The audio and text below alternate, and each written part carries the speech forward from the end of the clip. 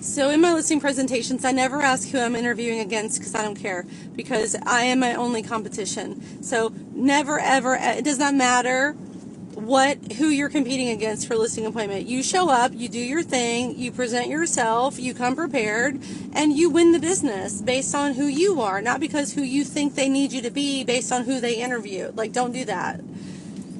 I've never done that. So I said to her, so I'm not going to ask you who you're interviewing because I don't care. I'm here presenting for myself, but I would like to know if you saw this comp. And I showed it to her. And she goes, well, I'm just going to tell you, the girl I met with yesterday, when I asked her if she had any comps, she told me she couldn't find any. I was like, what? She said, yes, she told me she couldn't find any.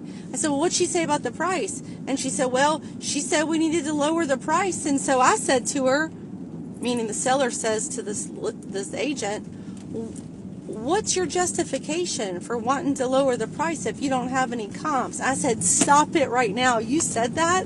And she said, well, hell yeah, I said that. I said, good for you. And I said, what did they say?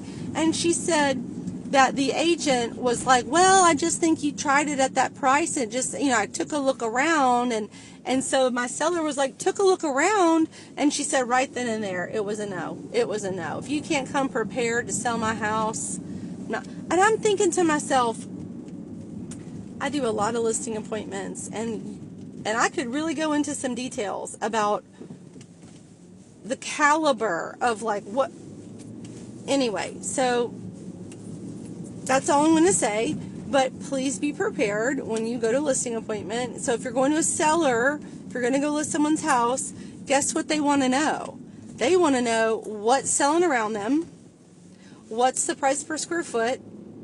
Bonus if you can show the original list date and the list date that took the list price that it took to get them an offer. Because the original list date is most often not the list price that was necessary for them to get an offer. Does that make sense?